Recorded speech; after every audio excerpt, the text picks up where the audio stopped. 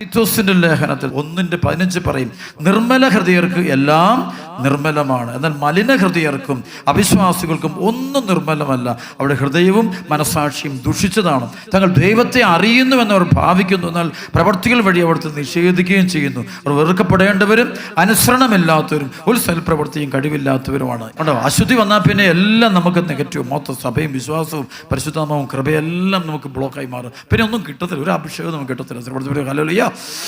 അതാണ് 1 കൊരിന്തോസിന്റെ 2:14 പറയും, ലൗകിക മനുഷ്യന് ദൈവാത്മാവിന് ദാനങ്ങൾ ഭോഷത്വമാകിയാൽ അവനത് സ്വീകരിക്കുന്നില്ല. ഹല്ലേലൂയ.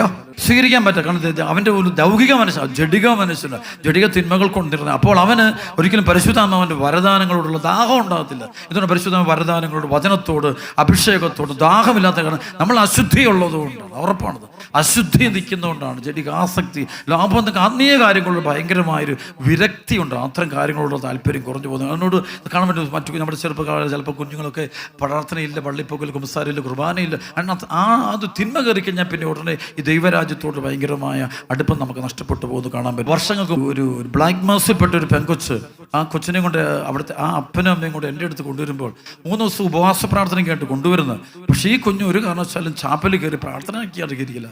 ദിവികാനേശ്വരത്ത് അവള് ആ കൊച്ചിങ്ങനെ പൊറ്റത്തൂടെയൊക്കെ നടക്കും, അവലോടെ നിൽക്കും, ചാപ്പലിൽ മാത്രം അത് കയറില്ല. അപ്പനമ്മയെന്ന് പ്രാർത്ഥിക്കുന്നത് കാരണം ഈ കൊച്ചിന് വിശുദ്ധിയില്ല. അപ്പം അതുകൊണ്ട് അവിടെ ഇരിക്കാൻ ഭയങ്കര അസ്വസ്ഥത, ഭയങ്കര നെഗറ്റീവ്, ഒരു ഫീലിംഗ് ഗുഡായിട്ട് തോന്നുന്നില്ല, നെഗറ്റീവ് തോന്നുക. പള്ളിക്കകത്തിരിക്കുമ്പോൾ നെഗറ്റീവ് തോന്നുക. എന്നിട്ട് ഈ കൊച്ച് ഇറങ്ങി നടക്കും. അപ്പോൾ ഇവർക്ക് വേണം കിടക്കും, വേണം വർത്തമാനം പറഞ്ഞുകൊണ്ടിരിക്കും, മണിക്കൂർ വർത്തമാനം പറഞ്ഞുകൊണ്ടിരിക്കും. ആളുകളെ കാണുമ്പോൾ കുറേ നേരം ഇന്ന് വർത്തമാനം പറയും, കൗൺസിലിംഗ് ഒക്കെ നടത്താൻ പോകും. പക്ഷേ ചാപ്പലിരിക്കാൻ പറ്റില്ല, പരിശുദ്ധ കൃപയുടെ മുമ്പിൽ ഇരിക്കാൻ പറ്റത്തില്ല. കാരണം വെച്ചാൽ ഈ വ്യക്തിയിൽ 3 ഇയർ തിന്മ പൈശാചിക പൊസഷനുള്ള വ്യക്തികളായിട്ട് മാറുക. പൊസസ്ഡാണ്, അവർക്ക് ചാപ്പലിരിക്കാൻ പറ്റില്ല. അതുകൊണ്ട് കുർബാന സ്വീകരിക്കാൻ പറ്റില്ല. അതിനൊരു പ്രത്യേക കുർബാനയാണ് സ്വീകരിക്കാൻ പറ്റത്തില്ല. കാരണം ഡിമോണിക് സ്പിരിറ്റ് ഇരുന്ന് പിന്നെ കുർബാനയോടുള്ള താല്പര്യം കുറേ പെട്ടെന്ന് നമുക്ക് അങ്ങനെയുള്ള വിശ്വാസം, കുർബാന ബൈബിൾ വായിക്കാനൊന്നും പറ്റത്തില്ല, നെഗറ്റീവ് അടിക്കുക, കൊന്തയൊന്നും ചെല്ലാൻ പറ്റത്തില്ല, സ്തുതിക്കാനൊന്നും പറ്റത്തില്ല നമുക്ക്. പ്രസലോഷ്.